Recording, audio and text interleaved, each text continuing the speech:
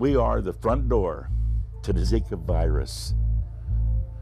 I don't want it here. I want to close that door. Key West is the end of the road. It has always attracted very independent-minded people, and they don't particularly like being told what to do. No other technology out there can control this mosquito to this effect. This is not a silver bullet. This is just another tool in the toolbox.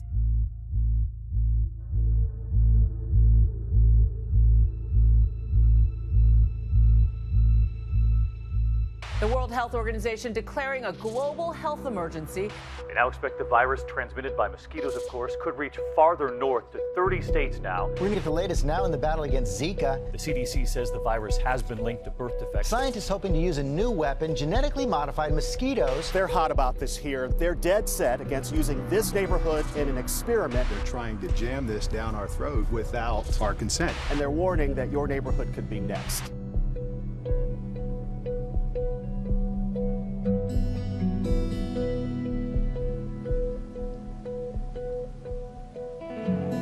This proposed trial of GMO mosquitoes has been pretty contentious right from the beginning. I've lived in the Keys for 25 years. Covering the GMO mosquito trial is basically half my beat at this point. This is the first US trial. Oxitec has already been using these mosquitoes in the Cayman Islands and has done trials in Brazil. But if they want to use them in the US, including Puerto Rico, they need approval from US government agencies, and this is the place where they've invested in making that trial happen. Why did we come to the Keys? Well, initially we were invited back in 2009, 2010 because there was a dengue outbreak here. So there was a very real risk to people from catching the disease. We put 2 genes into this mosquito, Aedes aegypti. One gene is a self-limiting gene and the other gene is a fluorescent marker. We release the males, which do not bite or transmit disease. Now those males have one job, and that's to find a female and pass on their genes. When that happens, the female that mates with that male, all her offspring inherit the self-limiting gene and die. Zika is in the news almost daily about sort of these doom and gloom scenarios. So you're in sort of this catch-22. You want to be able to have more information to tell people whether it's safe or not, or whether it's effective or not in actually removing the mosquitoes, but you're not going to be able to get those answers until you actually do one of these field trials. We looked at sites all up and down the Keys, and Key Haven turned out to be a perfect site. We got to stop that Zika virus from being a flash fire coming through us to the rest of the country. Why wouldn't we want something that is going to curtail that? I've lived here in Key Haven for 38 years. I moved here when I retired from the Army, and all 4 of my grandchildren live here. And this is the only house we've ever owned. Here's the thing about living in Key West, which is so unique, is you got to be outside. You can't be inside. The back end of the house is the most important part of the house because we're on the water. I finally retired about 3-4 years ago. My wife retired, and now we just sit back and swipe at mosquitoes. Key Haven is a neighborhood of 444 houses, where the houses go from $500,000 to $5 million. The mansions. The gardens are perfectly manicured. I live for over 18 years now in the Keys. I am a single mother with 3 kids. I work full-time, I carry 2 businesses, and I fight mosquitoes. Yeah. Oh, you want some key lime?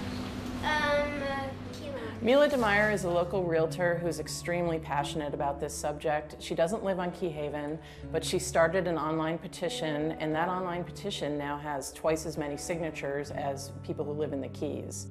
I don't want to do this. This is not my job. Muchas gracias por la oportunidad de estar aquí en el programa y de poder compartir con vosotros. Today I'm doing a radio call in a radio station in Orlando. I'm talking about the genetic modified mosquitoes. Pero que no queremos ser parte de un experimento. When we talk in generations, sometimes you don't really get to see the effect in nature for 6 months, a year, 10 years down the road. My house is 2 miles from Key Haven. This is a beautiful place, and this is my home now, and this is what is worth fighting for.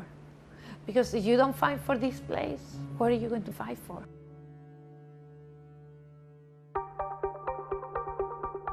I think there's just an unease in general about what they're attempting to do here.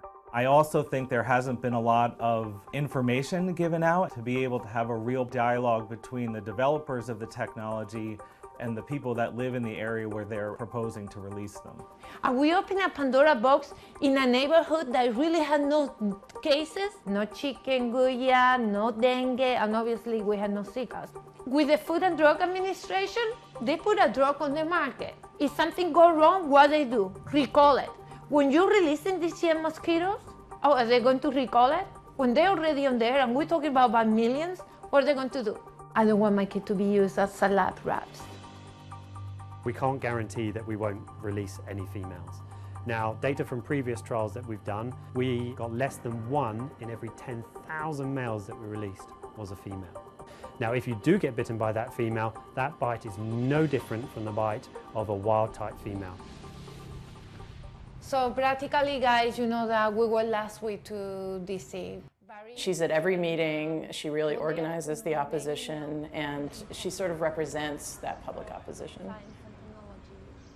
Today we will examine the state of science in the most recent battle in the war against mosquito-borne disease, the Zika virus. Summer is coming, and so are the mosquitoes that spread the Zika virus. Current insecticidal products are just not sufficient to control this mosquito in the urban environment. So at Oxitec we looked for and developed a new approach, and that was to use the mosquito against itself. What's the answer FDA is giving you? So why can't we do this now? The answer is that we have received is it's complicated. Well, come on, we need to act now. We should have acted a year ago. Today, not only come in the name of my family and my community, but also for the rest of the nation. If we're going to work with biotechnology, we have to work together. I think it's very divisive, and I think for anybody who lives in the neighborhood and might support the trial, it's probably pretty hard because, as you've seen on Key Haven, there are no consent signs everywhere. I grew up during the polio age, March of Dimes, you know. I grew up through tuberculosis. I grew up through measles and mumps. I remember the first heart transplant and all of these things that no longer exist.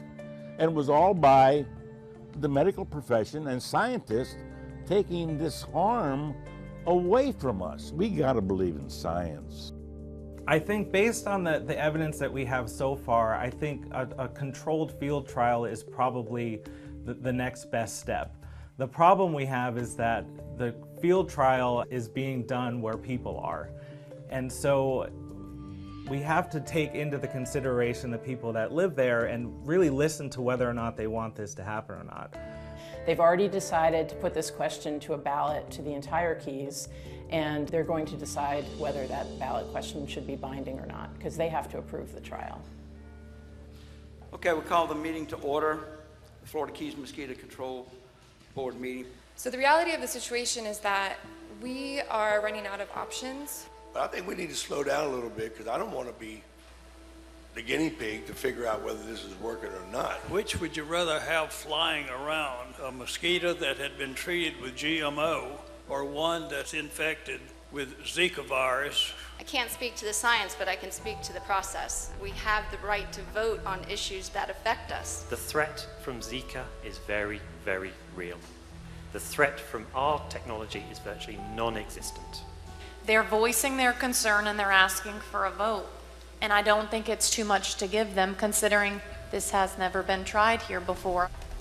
This is an interesting test case to see whether a local population will accept GMO technology. So while we're focused on Key Haven and where those people are going to make a local decision about whether they want to move forward or not, this does have larger implications in terms of where you might be able to use this in the future. So we are trying to set the standards, not only for here, but for the rest of the country and probably the rest of the world. Let's just see in this little bitty community of a couple thousand people if it works. What's the harm in that?